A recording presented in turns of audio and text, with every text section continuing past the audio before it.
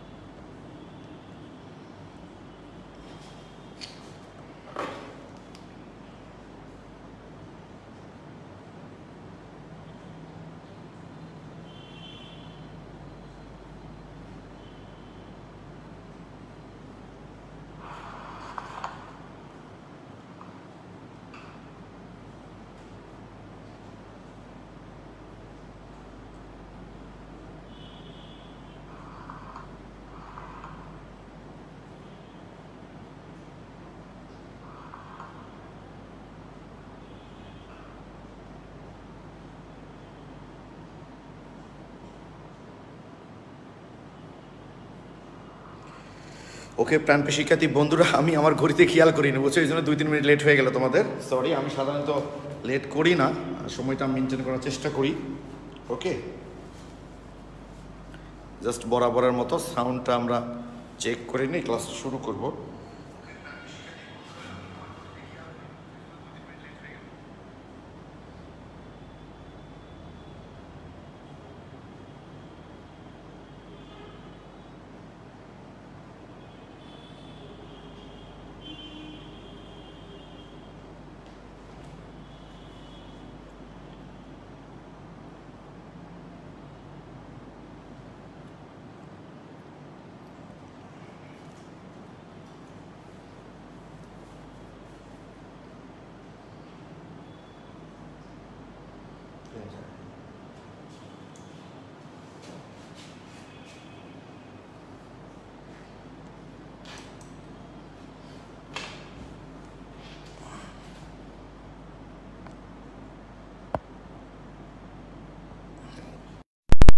একটু দেখি ভাই কি অবস্থা, একটু আমরাও দেখি, তোমরাও একটু দেখো সাউন্ডটা ঠিক মতো বোঝা যায় কি না ভাই।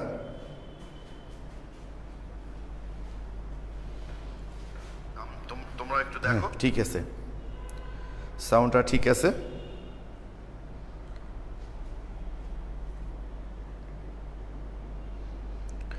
এই সে জুব্বা জাজিবা না, দু একটা ক্লাস যদি একটু করা থাকে তাহলে ক্লাসটা বোঝা যাবে যে আমি যে যৌগগুলো লিখবো সেই যৌগগুলোর যে নাম বলবো সেই নামটা যদি বুঝতে পারো তাহলে বুঝতে পারবে ভাই ক্লাসটা। আর শামসুজ্জাইব নাজিল ব্রাজিলে আসলেন, আমি আসলে কোনো ব্রাজিল আর্জেন্টিনা না ভাই, আমাকে উজ্জ্বল ভাই জার্সিটা গিফট করছিল, আমি সেটা আজকে পরে এসেছি। তুমি যদি আমাকে একটা আর্জেন্টিনা জার্সি গিফট করো, সামনের দিন আমি আর্জেন্টিনা জার্সি পরে আসবো, কোনো অসুবিধা নেই ভাই। ওকে, থ্যাংক ইউ। তাহলে আমরা শুরু করি ক্লাসটা, তাই না? দেখো, আজকে আমরা খুবই খুবই গুরুত্বপূর্ণ একটা সমানতা নিয়ে কথা বলবো।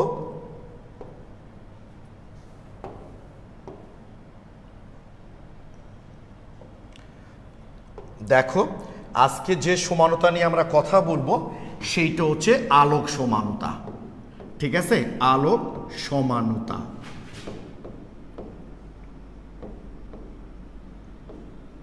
আলোক সমানতা নিয়ে আমরা কথা বলবো। তো সমানুর যে শর্তগুলো, এটা আলোক সমানতাতে কি হয় ভাই বলতো? সমানতার যে শর্তগুলো, আণবিক সংকেত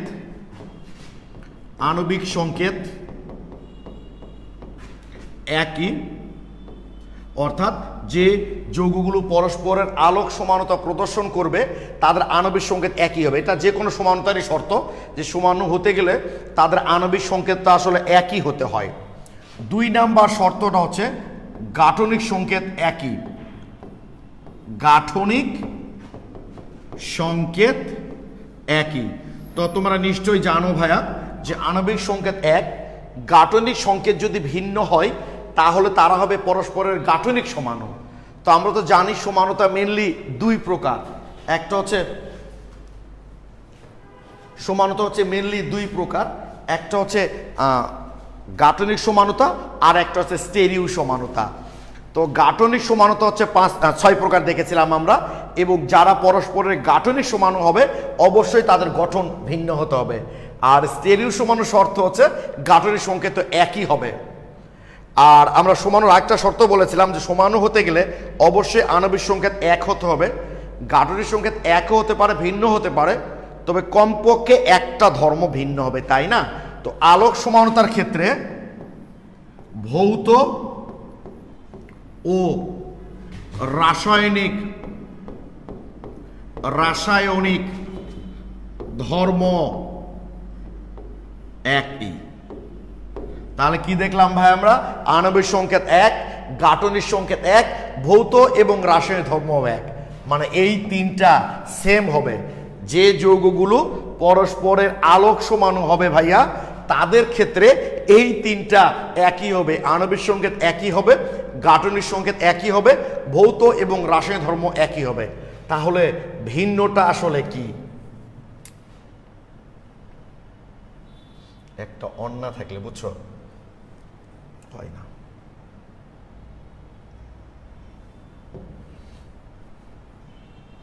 তাহলে দেখো ভিন্নটা আসলে কি? তাহলে ভিন্নতাটা আসলে কি? তাহলে আণবিক সংকেত একই, গাঠনিক সংকেত একই, ভৌত ও রাসায়নিক ধর্ম একই। ভিন্নতা হলো, ভিন্নতাটা হবে সমাণুগুলোর মধ্যে এক সমতলীয় আলোর প্রতি, এক সমতলীয় আলোর প্রতি, এক সমতলীয় আলোর প্রতি ভিন্ন রূপ, এক সমতলীয় আলোর প্রতি ভিন্ন রূপ আচরণ প্রদর্শন করে।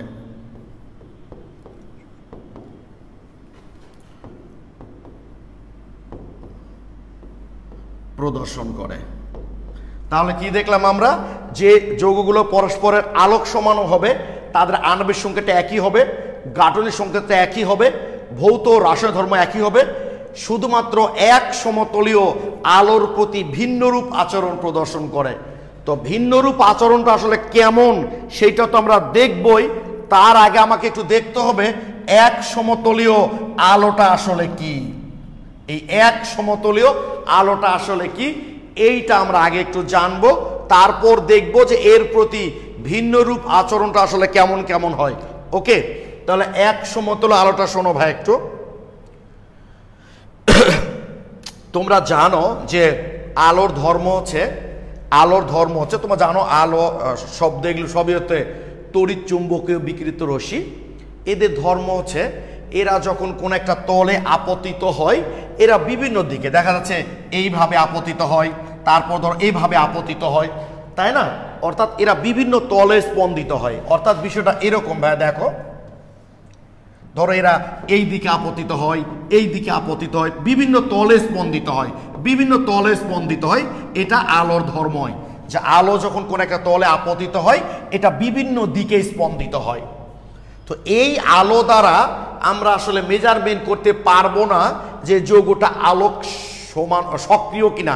সহজ কথা, মানে আলোক সমানতা প্রদর্শন করতে গেলে যৌগটা আসলে আলোক সক্রিয় হতে হবে। আর আলোক সক্রিয় ব্যাপারটাই হচ্ছে আমরা বুঝাবো, আমি তোমাদের বুঝাবো ভাই। তার আগে একটু এক সমতল আলোটা একটু বুঝে নিই। তো এক সমতল আলোটা হচ্ছে, এই আলোটা কিন্তু এক সমতল আলো নয়, কারণ এই আলোটা মানে আমি এই আলোটা যখন কোনো একটা প্লেন কোনো একটা তলে পড়বে এটা বিভিন্ন ডিরেকশনে কিন্তু স্পন্দিত, এই দিকে হতে পারে, এই দিকে হতে পারে, এরকম বিভিন্ন দিকে স্পন্দিত হয়। বাট এই আলোটাকে যদি আমরা এখানে আমরা সাধারণত এক বর্ণীয় একটা আলো নেওয়ার চেষ্টা করি। এক বর্ণীয় আলো, এক বর্ণীয় আলো আমরা কাকে বলি? যাদের তরঙ্গ দৈর্ঘ্য হচ্ছে একটা। যে সকল আলোর তরঙ্গ দৈর্ঘ্য একটা তাদেরকে আমরা এক বর্ণীয় আলো বলে থাকি। তো এই আলোটাকে যদি আমরা একটা প্রিজমের মধ্যে দিয়ে চালনা করি, এটাকে আমরা ফিল্টার বলে থাকি, ফিল্টার রূপে কাজ করে এটা। এইটার নাম হচ্ছে নিকল প্রিজম, নিকেল না কিন্তু নিকল প্রিজম। এই যে নিকল প্রিজম, এটা তৈরি করা হয়েছে ক্যালসিয়াম কার্বনেট থেকে।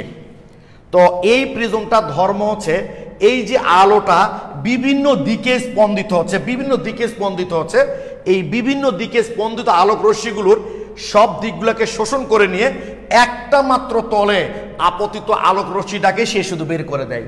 মানে বিষয়টা এরকম, আমার একটা কথা, আর একটা গ্রিলের তুমি ভিতরে আসো, বুঝছো? এই যে গ্রিলটা মনে করো এরকম জানালা, এরকম এরকম গ্রিলটা। এখন ধরো তুমি এর মধ্যে দিয়ে তোমার হাতে কিছু লাঠি আছে, সেই লাঠিগুলা তুমি এই গ্রিল দিয়ে বের করতে চাও, তাহলে বলো তো, ধরো লাঠিটা কোনোটা এদিকে আছে, কোনোটা এদিকে আছে, কোনোটা এইদিকে আছে, কোনোটা এইদিকে আছে, সবগুলা কি গ্রিলের ফাঁকা জায়গাতে বের হবে? এর সমান্তরালে যারা আছে সেগুলোই শুধুমাত্র বের হবে, আর বাকিগুলা কি হবে? ওই গ্রিলে আটকা পড়ে যাবে। কি আমার জানালার গ্রিলে কি আটকা পড়ে যাবে? ঠিক ওরকমই। এবং আর একটা উদাহরণ, আমার এই আলোক সমানতার উপর একটা ক্লাস কিন্তু ইউটিউবে দেওয়া আছে, তোমরা দেখেছো কিনা আমি জানি না ভাইয়া, তো দেখবা। আর সেখানে আমি একটা উদাহরণটাও ব্যবহার করেছি যে আমরা কিন্তু প্রখর রোদে গেলে যখন সানগ্লাস ইউজ করি আমাদের কিন্তু চোখে একটা প্রশান্তি অনুভূত হয়। কেন? কারণ দেখা যায় সূর্য থেকে যে আলোক রশ্মিগুলো আসে তার মধ্যে একটা নির্দিষ্ট তরঙ্গ দৈর্ঘ্যের আলো ওই সানগ্লাসটা শোষণ করে নেয়, ফলে ওগুলো আর আমাদের চোখ পর্যন্ত পৌঁছায় না, ফলে আমাদের তীব্রতাটা কম মনে হয়। ঠিক এই প্রিজমটাও সেরকমই ভাইয়া, যে এই যে বিভিন্ন তলে স্পন্দিত আলোক রশ্মিগুলাকে যখন আমরা এই প্রিজমের মধ্যে দিয়ে চালনা করি, এর বৈশিষ্ট্য হলো যে সবগুলো মানে দিকের আলোগুলোকে সে শোষণ করে শুধুমাত্র একটা তলে স্পন্দিত আলোক রশ্মিগুলাকে সে শুধুমাত্র নির্গত করে।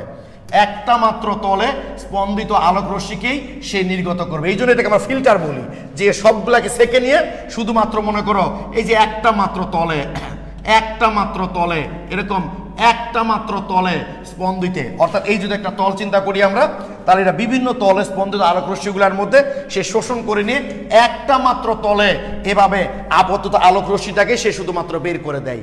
এই আলোটাকেই বলি আমরা এক সমতলীয় আলো।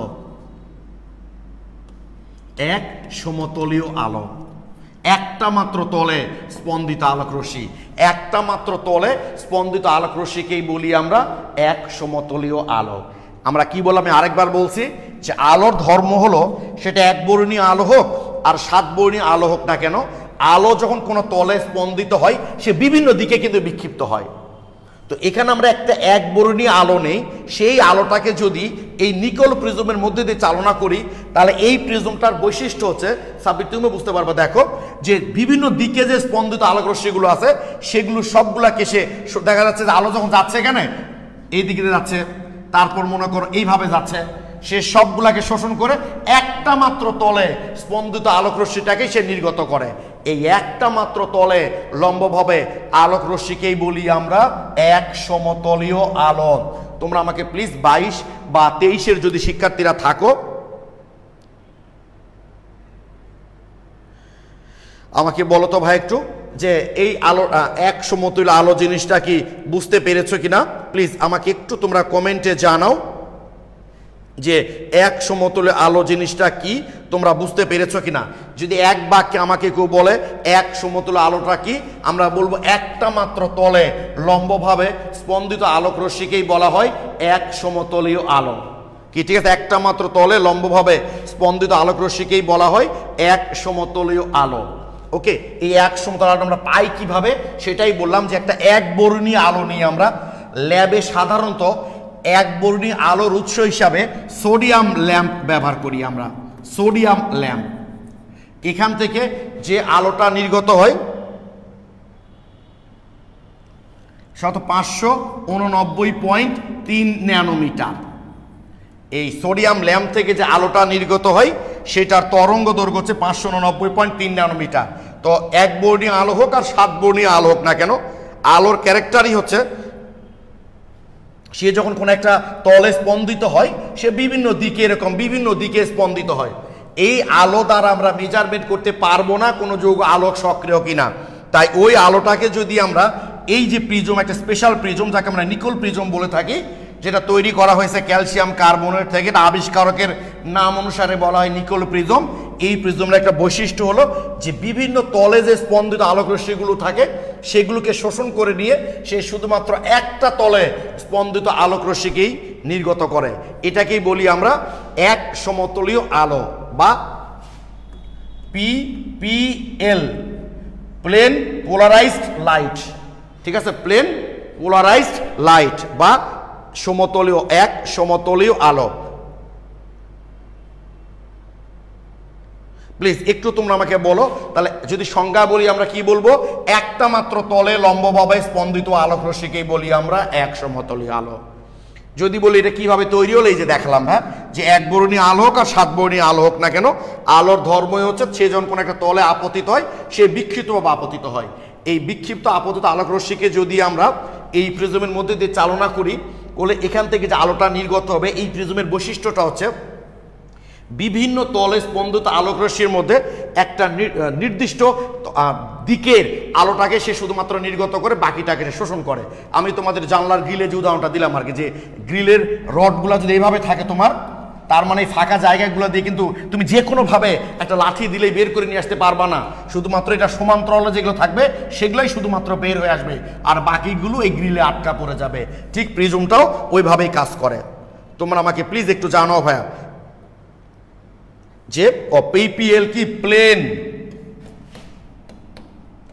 Plane polarized light, LIGHT, PPL সংক্ষেপে বলা হয় প্লেন পোলারাইজড লাইট। এখন ক্লিয়ার কিনা ভাই বলো তোমরা? এক সমতল আলোটা কি? ভাইয়া এক বর্ণীয় আলো আরেকবার বলেন। এক বর্ণীয় আলো হচ্ছে যেসব আলোর তরঙ্গ দৈর্ঘ্য একটা। আমরা অনেক সময় কিন্তু মনে করি লাল, নীল, বেগুনি, তাহলে বেগুনি তো একটাই আলো, লাল তো একটাই আলো, এগুলোকে আমরা আসলে এক বর্ণীয় আলো বলে থাকি না।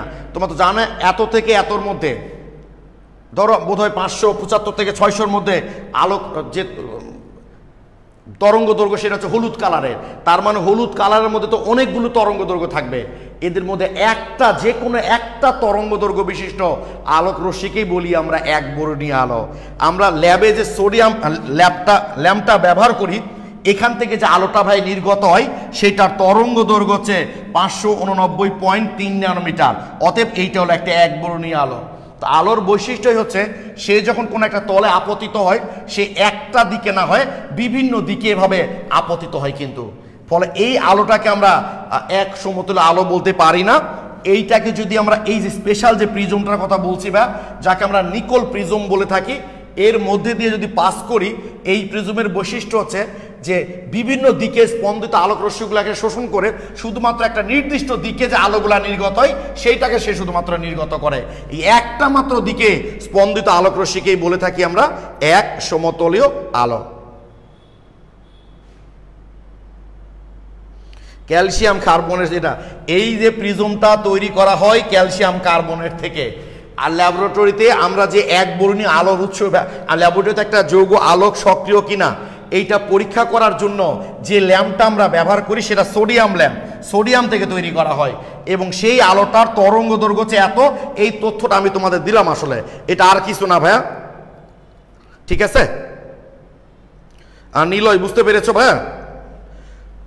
পিপিএল বললাম প্লেন পোলারাইজড লাইট, ঠিক আছে, এক সমতলীয় আলো। আর নিলয় বুঝতে পেরেছো ভাই? এখন এক সমতলীয় আলো, এটা হলো এক বর্ণীয় আলো। এক বর্ণীয় আলো হলেই কিন্তু এক সমতলীয় হবে না। এক বর্ণীয় আলো একটা নির্দিষ্ট তরঙ্গ দৈর্ঘ্য বিশিষ্ট আলোক রশ্মিকে তুমি এক বর্ণীয় আলো বলো। 580 তরঙ্গ দৈর্ঘ্য বিশিষ্ট আলো এক বর্ণীয় আলো, 579 এক বর্ণী, 570 এক বর্ণী, 420 এক বর্ণী। এক সমতল আলো হচ্ছে যে আলোটা একটা মাত্র দিকে শুধুমাত্র স্পন্দিত হবে। তো এভাবে আমরা কি করে এই আলোটা তৈরি করতে পারি? যে কোনো একটা আলোকে যদি আমরা এই নিকল প্রিজমের মধ্যে দিয়ে চালনা করি, তাহলে এই প্রিজমের বৈশিষ্ট্যটাই হচ্ছে নিকেল না ভাই, এটা নিকল, নিকল, এটা নিকল। তরঙ্গ দৈর্ঘ্য একটা হয় বলেছে, এক হয় না। এক তরঙ্গ দৈর্ঘ্য কোনোদিন দৃশ্যমান আলো হয়? দৃশ্যমান আলো তরঙ্গ দৈর্ঘ্য তো 380 থেকে 780 ন্যানোমিটারের মধ্যে। একটা এক না, এক মানে তো একটা মানে সেটা 500, 700, 200 যে কোনো হতে পারে, কিন্তু একটাই। ওকে না, এক বর্ণীয় আলো হলেই এক সমতলীয় হবে না। এক সমতল আলো হচ্ছে একটা মাত্র তলে লম্বভাবে স্পন্দিত আলোক রশ্মিকেই বলা হয় এক সমতলীয় আলো। প্লিজ তোমরা, এটা জাস্ট এক বর্ণী কিন্তু এক সমতলীয় না, বাট এইটা হলো এক সমতলীয়। মাথায় রাখবা, একটা মাত্র তলে নর্মালি সরাসরি কোনো আলো থেকে, সেটা এক বর্ণী হোক আর 7 বর্ণী হোক না কেন, সরাসরি কোনো আলো থেকে তুমি এক সমতল আলো পাবা না। যে এই জন্য আলোটাকে কি করা হয়, এই নিকল প্রিজমের মধ্যে দিয়ে চালনা করা হয়, করলে এখান থেকে যে আলোটা বের হয়ে আসে সেই আলোটার বৈশিষ্ট্য হচ্ছে যে সে শুধুমাত্র এই প্রিজমের বৈশিষ্ট্য হচ্ছে যে বিভিন্ন দিকে স্পন্দিত আলোক রশ্মিগুলোকে সে শোষণ করে নিয়ে যে কোনো একটা মাত্র দিকে, এদিকে বা এইদিকে যেটাই হোক না কেন, যে কোনো একটা মাত্র দিকে স্পন্দিত আলোক রশ্মিটাকে সে শুধুমাত্র নির্গত করে। আর এই আলোটাকেই বলি আমরা এক সমতলীয় আলো। এখন প্লিজ একটু বলো তো ভাইয়া তোমরা, আরে ভাই একটা মাত্র যে কোনো ধর 589.3 বা 580, 580.5, এই একটা মাত্র আমাদের যে কোনো একটা আলো তরঙ্গ দৈর্ঘ্য ধরো বেগুনি, ধরো 380 থেকে ধরো 420 না কত আমার মুখস্থ নেই আর কি, এই তরঙ্গ দৈর্ঘ্যের মধ্যে বেগুনি হয়। এদের মধ্যে যে কোনো একটা তরঙ্গ দৈর্ঘ্য 380.5, 380, 380.6, যে কোনো একটা তরঙ্গ দৈর্ঘ্য বিশিষ্ট আলোক রশ্মিকেই বলা হয় একবর্ণীয় আলো। যে আলোর তরঙ্গ দৈর্ঘ্য একটাই তাদেরকে আমরা একবর্ণীয় আলো বলি। ক্লিয়ার? হ্যাঁ, সবাই এখন ক্লিয়ার লিখেছো ভাইয়া। অর্থঘোষ ক্লিয়ার ভাই, থ্যাংক ইউ। তাহলে আমরা একটু হাইলাইট করি যে এক সমতল আলোটা নিতে গেলে, তৈরি করতে গেলে আমরা একবর্ণীয় আলো সাধারণত নিই। তো আলোর বৈশিষ্ট্যই হলো সেটা একবর্ণীয় হোক আর সাতবর্ণীয় হোক না কেন, সে যখন কোনো একটা তলে আপতিত হয় এক ডিরেকশনে সে আপতিত হয় না, এইভাবে হয়, এইভাবে হয়, এইভাবে হয়, এই যে বিভিন্ন দিকে স্পন্দিত হয়। ধরো এই দিকে যেতে পারে, এই দিকে যেতে পারে, এই দিকে যেতে পারে, এই দিকে যেতে পারে, এই দিকে যেতে পারে, এই দিকে যায়, বিভিন্ন দিকে স্পন্দিত হয়। আর এই প্রিজমের বৈশিষ্ট্য হলো যে বিভিন্ন দিকে স্পন্দিত আলোক রশ্মিগুলোর মধ্যে সবগুলাকে শোষণ করে শুধুমাত্র যে কোনো একটা দিকে স্পন্দিত আলোক রশ্মিটাকে সে নির্গত করে। এই যে কোনো একটা দিকে স্পন্দিত আলোক রশ্মিগুলাকেই বলা হয় এক সমতলীয় আলো। ও আচ্ছা শান্তাই, সংজ্ঞাগুলো তোমাদের যে পিডিএফ ফাইলগুলো আমি দিয়েছি ভাই, সেখানে লেখা আছে। সবগুলা সংজ্ঞা টঙ্গা লিখতে গেলে বুঝছো সময় করতে পারবো না ভাই। যে কোনো বই, তোমার যে বই পড়ো না কেন তুমি, সব বইয়ের, হ্যাঁ, সোডিয়াম ল্যাম্প থেকে একবর্ণীয় আলো বের হয়। প্রিজমের ভিতরে গেলে সেটাকে 100, হ্যাঁ অবশ্যই সোডিয়াম ল্যাম্প থেকে বের হয় একবর্ণীয় আলো। তো একবর্ণীয় আলো বের হয়, সে তো বিভিন্ন দিকে স্পন্দিত হবে। ওইটাকে যখন আমরা এই যে প্রিজমের মধ্যে দিয়ে চালনা করি, করলে যে আলোটা নির্গত হয় সেটা একটা মাত্র দিকে স্পন্দিত হয়। এই একটা মাত্র দিকে স্পন্দিত আলোক রশ্মিকেই বলি আমরা একবর্ণীয় আলো। খাদিজাতুল কুবরা, সোডিয়াম ল্যাম্প এটা বুঝিনি, অর্থাৎ ল্যাবে বিভিন্ন উৎস থেকে তো আমরা আলো পাই। একটা আলো যখন আমরা নিই বিভিন্ন উৎস থেকে পাই না, এই যে তুমি কি করছো এখানে, এই যে টিউব লাইট আছে, টিউব লাইট থেকে তুমি আলো পাচ্ছ। তো ল্যাবরেটরিতে এই একবর্ণীয় আলোর উৎস হিসাবে সেখানে সোডিয়াম ল্যাম্প ব্যবহার করা হয়। যেমন এখন তার রাস্তায় সোডিয়াম বাতিগুলো আমরা দেখি না, আগে যখন রাস্তাঘাটে দেখবা সোডিয়াম বাতি আমরা দেখতে পেতাম, বুঝছো, ওগুলো হচ্ছে সোডিয়ামের উৎস। সিরাজুন মুরিয়া, থ্যাংক ইউ, খুব সুন্দর বুঝতে পেরেছ যে একটা নির্দিষ্ট সীমার মধ্যে আলোক রশ্মি থাকে, তার মধ্যে যে কোনো একটা তরঙ্গ দৈর্ঘ্য বিশিষ্ট আলোক রশ্মিকে বলি আমরা এক সমতলীয় আলো। ওকে, তাহলে আমরা বুঝলাম এক সমতলীয় আলোটা আসলে কি। তাহলে এখানে আমরা কি বলেছি যে আলোক সমাণু হতে গেলে আণবিক সংকেত এক হতে হবে, গাঠনিক সংকেত এক হতে হবে, ভৌত রাসায়নিক এক হতে হবে। এক সমতলীয় আলোর প্রতি ভিন্নরূপ আচরণ প্রদর্শন করে, এই জিনিসটা আসলে কি দেখো একটু। এক সমতলীয় আলোর প্রতি ভিন্নরূপ আচরণ প্রদর্শন করে জিনিসটা আসলে কি, আমি আবার এখানে আঁকাচ্ছি জিনিসটা দেখো। এই যে ধরো আমার এখান থেকে একটা সোডিয়াম ল্যাম্প মনে করো, এখান থেকে আলোটা নির্গত হচ্ছে ভাব। এই আলোটা যখন নির্গত হবে, হওয়ার পর এইটাকে যখন আমরা এই প্রিজমের মধ্যে দিয়ে চালনা করব, তখন এই আলোটার ধর্ম মনে করো সে শুধুমাত্র এই যে কোনো একটা ডিরেকশনে, একটা দিকে, এরকম একটা দিকে, একটা দিকে ভাই, মানে এরকম একটা দিকে সে স্পন্দিত হবে। এই আলোর প্রতি যেসব যৌগ ভিন্নরূপ আচরণ প্রদর্শন করে, ভিন্নরূপ আচরণ জিনিসটা কি দেখো, এটার নাম হচ্ছে পোলারাইজার, সরি এটা পোলারাইজড লাইট। এই যে এইটার নাম হচ্ছে, এই প্রিজমটার নাম হচ্ছে নিকল প্রিজম, যেটা এটাকে বলি আমরা পোলারাইজার।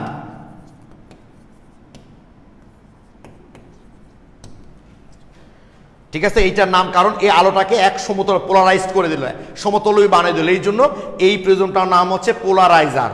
তো এই যে দেখো ভাই, একটা মাত্র ডিরেকশনে স্পন্দিত আলোক রশ্মিকেই বলছি আমরা এক সমতলীয় আলো।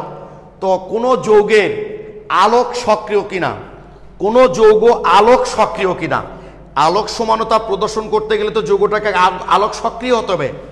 আলোক সক্রিয় জিনিসটা কি সেটাও বলতে, আমাকে একটু টাইম দাও, আমি তোমাদের সব ক্লিয়ার করব। কোন যৌগ আলোক সক্রিয় কিনা সেইটা নির্ণয় করা হয় যে যন্ত্রের সাহায্যে, সেইটার নাম হচ্ছে পোলারিমিটার। পোলারিমিটার। এটা জগন্নাথ বিশ্ববিদ্যালয় 8, 9 এবং 10, 11 সেশন দুইবার এই কোশ্চিনটা দিয়েছে যে যৌগের আলোক সক্রিয়তা নির্ণয় করা হয় কোন যন্ত্রের সাহায্যে।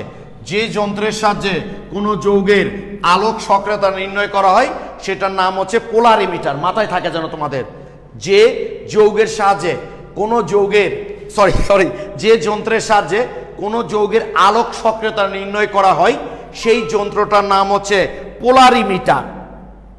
কি ঠিক আছে? যে যন্ত্রের সাহায্যে কোনো যৌগের আলোক সক্রিয়তা নির্ণয় করা হয় সেই যন্ত্রটার নাম হচ্ছে পোলারিমিটার। এখন শোনো ভাইয়া, এই যে এটা হলো এক বর্ণীয় আলোর একটা উৎস, প্রিজমের মধ্যে দিয়ে চালনা করলাম, যে আলোটা নির্গত হচ্ছে সেটা হচ্ছে এক সমতুল্য আলো। এইবার পোলারিমিটারে এরকম একটা টিউব থাকে ভাই, একটা নল থাকে, এরকম নল। বল ভাই নলটার কাজ কি? কোনো যৌগ আলোক সক্রিয় কিনা, মানে এক সমতুল্য আলোর প্রতি তার কোনো কার্যকলাপ আছে কিনা এইটা দেখার জন্য ওই যৌগের একটা দ্রবণ আমরা কি করি, এই পোলারিমিটারের টিউবের মধ্যে নিয়ে নিলাম হ্যাঁ। এখন ধরো এই যে এখানে একটা প্রিজম লাগানো থাকে, এটাকে বলি আমরা পোলারাইজার, আর ঠিক এই জায়গায় একটা প্রিজম লাগানো থাকে যেখানে বলি আমরা অ্যানালাইজার, অ্যানালাইজ করি। এই জন্য এখানে যেটা লাগানো থাকে সেইটার নাম হচ্ছে অ্যানালাইজার। অ্যানালাইজার। এইবার এই জায়গায় মনে করো আমরা চোখ দিয়ে দেখব, ব্যাপারটা কি খেয়াল করো। আলোটা যে সমতলে যাচ্ছিল, যেভাবে যাচ্ছিল, যে দিকে যাচ্ছিল, এই দিকটা দিয়ে যদি সে বের হয়ে যায়, মানে এরকম, শোনো এগুলো প্র্যাকটিক্যাল বিষয় তো, প্র্যাকটিক্যাল করার সুবিধা হয়। মনে করো এই যে এক বর্ণীয় আলো প্রিজমের মধ্যে দিয়ে এক সমতলে হয়ে আমার পোলারিমিটারের নল, এখানে দ্রবণ নেওয়া আছে, আলোটা আসতেছে, এসে এই দুইটা প্রিজম কিন্তু আমাকে সমান্তরালে রাখতে হবে, কারণ এই দিক দিয়ে আলো প্রবেশ করে তো এই দিক দিয়ে বের হয়ে আসবে। এখন ধরো আমি লাইটটা এইভাবে নিয়ে আসি আর তুমি দাঁড়িয়ে আছো ওই জায়গায়, তাহলে এই লাইটটা যদি তোমার ফেসের উপর না পড়ে আমি কি তোমার ফেসটা দেখতে পাবো? সহজ কথা। বা আমি এইদিকে লাইট নিয়ে আসি, তোমাকে ঠিক লাইট বরাবর কি করতে হবে, তাকিয়ে থাকতে হবে। অন্যদিকে তাকিয়ে থাকলে লাইটটা তুমি দেখতে পাবা? নিশ্চয়ই পাবা না। তো এই যে পোলারিমিটার নলটা আছে, আমাকে দেখা যায় না, ওকে। তো ধরো এই যে আলোটা এই নলের মধ্যে প্রবেশ করবে, এখানে চোখ লাগিয়েছি আমি, এই প্রিজম আর এখানে একটা প্রিজম লাগানো থাকে, এই দুটা সমান্তরালে থাকে। এই যে টিউবের মধ্যে আমি দ্রবণটা নিলাম, এই টিউবের মধ্যে যে যৌগটা নিয়ে আমি পরীক্ষা করে দেখব যৌগটা আলোক সক্রিয় কিনা, মানে এক সমতল আলোর প্রতি তার কোনো কার্যকলাপ আছে কিনা, আমি ওই টিউবের মধ্যে দ্রবণটা নেওয়ার পর 10 মিনিট রেখে দিব, বা 10-15 মিনিট রেখে দেবো আর কি। 10-15 মিনিট রেখে দেওয়ার পর আমি ধরো প্রথমে দেখলাম যে দুটা সমান্তরাল আছে, আমি দেখলাম যে হ্যাঁ টিউব, আমি আলোটাকে একদম পুরা ভরা পূর্ণিমার চাঁদের মতো দেখতে পাচ্ছি, স্পষ্ট দেখতে পাচ্ছি। 10-15 মিনিট পর আমি যখন আবার তাকিয়ে দেখলাম যে আমি যেরকম আলো দেখতে পাচ্ছিলাম ভরা পূর্ণিমা চাঁদ, সেই পূর্ণিমার চাঁদই হয়ে আছে। তার মানে বুঝতে হবে যে আমার যে যৌগটা ভাইয়া, এই যৌগটা আসলে আলোক নিষ্ক্রিয়, এক সমতলীয় আলোর প্রতি তার কোনো কার্যকলাপ নাই। তাহলে যেহেতু যৌগটা আলোক নিষ্ক্রিয়, সুতরাং আলোক সমানতা দেখানোর কোনো প্রশ্নই ওঠে না। কিন্তু যদি আমি দেখি যে আমি প্রথমে দেখতেছিলাম এই যে অ্যানালাইজারে দেখলাম যে একদম প্রথম দিকে, মানে দ্রবণ নেওয়ার আগে একদম ছকঝকা ফকফকা বেলজিয়াম কাঁচের মতো একদম মানে ভরা পূর্ণিমার চাঁদের মতো আলো দেখতে পাচ্ছিলাম। এই দ্রবণটা নেওয়ার পর এভাবে যন্ত্রের সেটআপটা রেখে 10-15 মিনিট পর আমি দেখলাম যে আগের মতো আলোর আর উজ্জ্বলতা নাই, অস্পষ্ট হয়ে গেছে। কেন এটা হয়েছে? কারণটা হচ্ছে আলোটা যে কোণে ভাই আপতিত হচ্ছিল, আপতিত হয়ে তো বের হয়ে আসবে, সে ঠিক না ভাই, বলো দেখি। বাট এই যে ভিতরে যে যৌগের আমি দ্রবণটা নিয়েছি, এর বৈশিষ্ট্য হলো সেই এক সমতল আলোর দিকটাকে ঘুরিয়ে দিবে। কি বললাম ভাই? এক সমতল আলোর দিকটাকে সে কি করবে? ঘুরিয়ে দিবে। দেখা যাচ্ছে আলোটা এই দিক দিয়ে আমি দেখতে পেতাম, এখন এই দিক দিয়ে না দেখে আমাকে এই দিক দিয়ে দেখতে হচ্ছে, বা এই দিক দিয়ে দেখতে হচ্ছে। তার মানে আলোটা যে কোণে আপতিত হচ্ছিল, মনে করো এটা ডিরেকশন ছিল তো ভাইয়া, তো দেখা যাচ্ছে যে এই ডিরেকশনটা সে কিছুটা চেঞ্জ করে এত কোণে ঘুরিয়ে দিয়েছে, ফলে তুমি যে অ্যাঙ্গেল থেকে দেখতেছিলা এখন যেহেতু ঘুরে গেছে, ফলে ওই অ্যাঙ্গেল থেকে দেখলে তুমি আলোটা দেখতে পাবা না। অতএব এই যৌগটা হচ্ছে আলোক সক্রিয়। আমি আবারও বলছি, আলোক সক্রিয় যৌগ কারা বললাম আমি? এক সমতলীয় আলোর প্রতি যে যৌগগুলো ভিন্ন রূপ আচরণ প্রদর্শন করে, তাদের আচরণটা আসলে কেমন? যে আলো নর্মাল ধর্ম হচ্ছে আলো সরলরৈখিক পথে যাবে স্বাভাবিক, তো যেহেতু এক ডিরেকশন, মনে করো আলোটা এইভাবে যাচ্ছিল, এবার দেখা যাচ্ছে যে এই যৌগটা ধর্ম হচ্ছে যে সে আলোটা ধরো এই দিকে যাচ্ছিল, সে কিছুটা ঘুরিয়ে দিয়ে এই দিকে করে দিয়েছে। ফলে তুমি তো আগে এই দিকে ছিল তো এইভাবে দেখছিলা, এখন সে যে কিছুটা ঘুরে দিয়েছে, ফলে তুমি কার আগের মতো দেখতে পাবা। তখন করা হয় কি, এই যে পোলারমিটারে এটাকে ঘুরানো যায়, একটু এটা ঘুরিয়ে একটা নির্দিষ্ট কোণে ঘুরানোর পর আমরা দেখলাম হ্যাঁ আগের মতো উজ্জ্বলতা আমরা পেয়ে গেছি। ওই যে কোণে আমরা ঘুরালাম, বুঝতে হবে ওই যৌগটা এই এক সমুদ্র আলোকে আসলে তত কোণে ঘুরিয়ে দিয়েছে। অতএব যৌগটা হলো আলোক সক্রিয়। আমি আরেকবার বলছি, তারপর তোমাদের কমেন্ট দেখব যে বিষয়টা বুঝতে পারছো কিনা।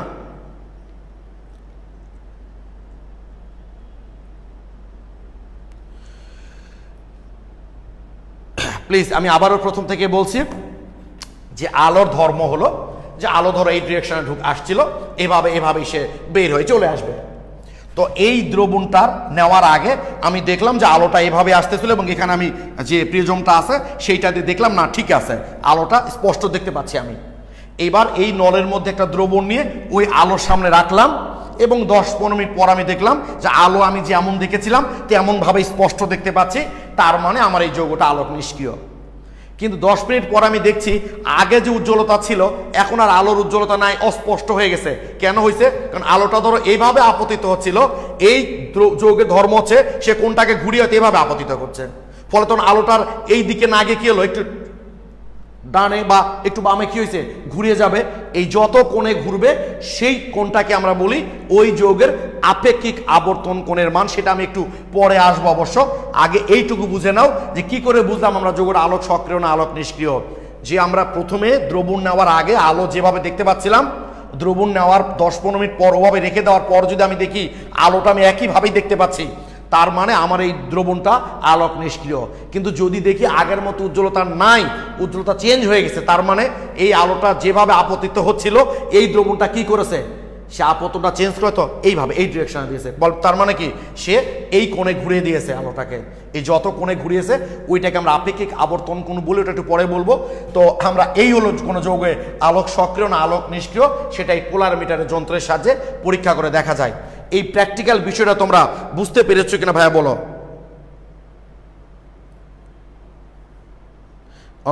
রিক্তা সরকার এই আইডি থেকে মানে গর্ব ভাইয়া, ঘুরানোর আণবিক ব্যাখ্যা কি?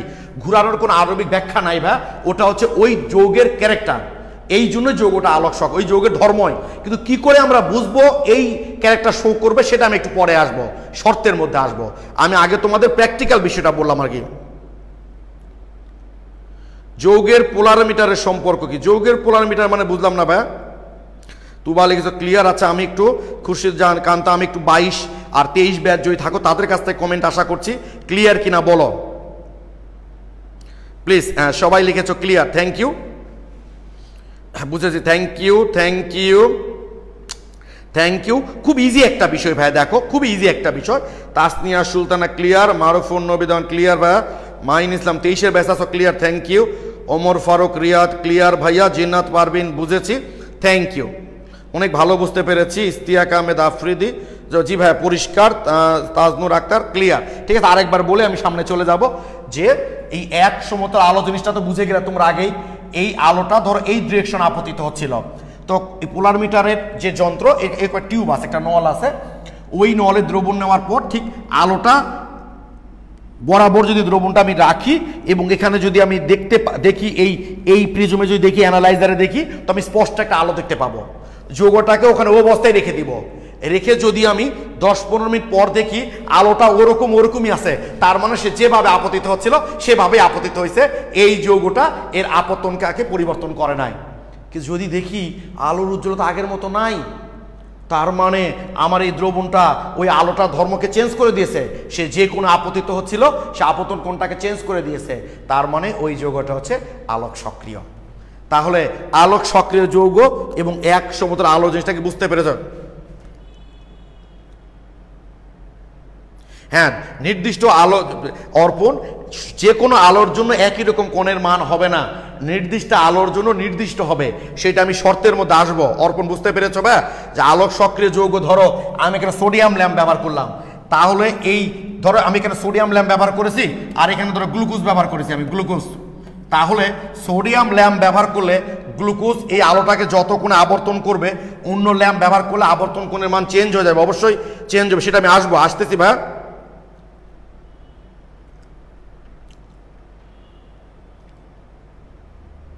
প্লিজ, তাহলে এইটুকু আমাদের হয়ে গেল। তাহলে আমরা এক সমতল আলোটাকে জানলাম, পোলারমিটারের যন্ত্রের সাহায্যে আমরা আলোক সক্রিয়তা নির্ণয় করি, যন্ত্রটাকে আমরা কিভাবে প্র্যাকটিক্যাল করি সবই বললাম। এখন কোনো যৌগ দেখে আমরা কি করে বুঝবো যে যৌগটা আলোক সক্রিয় হবে কি না? মানে আলোক সমানতা প্রদর্শন করতে গেলেই তো যৌগটাকে আলোক সক্রিয় হতে হবে, ঠিক আছে? এক নাম্বার শর্ত হচ্ছে, এক নাম্বার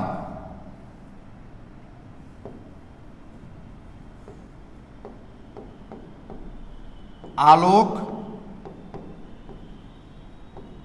সমানুতার শর্ত। এক নাম্বার শর্ত হচ্ছে যৌগে কাইরাল কার্বন থাকবে, কাইরাল কার্বন থাকবে। এক নাম্বার শর্ত হলো যৌগে এক নাম্বার শর্ত হলো যৌগে কাইরাল কার্বন থাকবে। এখন কথা হচ্ছে কাইরাল কার্বন জিনিসটা আসলে কি? আমরা সবাই জানি কার্বনের যোজনী হচ্ছে 4, কার্বনের যোজনী হচ্ছে 4। তো 4টা যোজনীতে 4টাই যদি ভিন্ন পরমাণু বা মূলক থাকে, ধরো আমি একটা যৌগ লিখলাম ভাই, এখানে দেখো, এই যে দেখো আমি এখানে একটা যৌগ লিখলাম,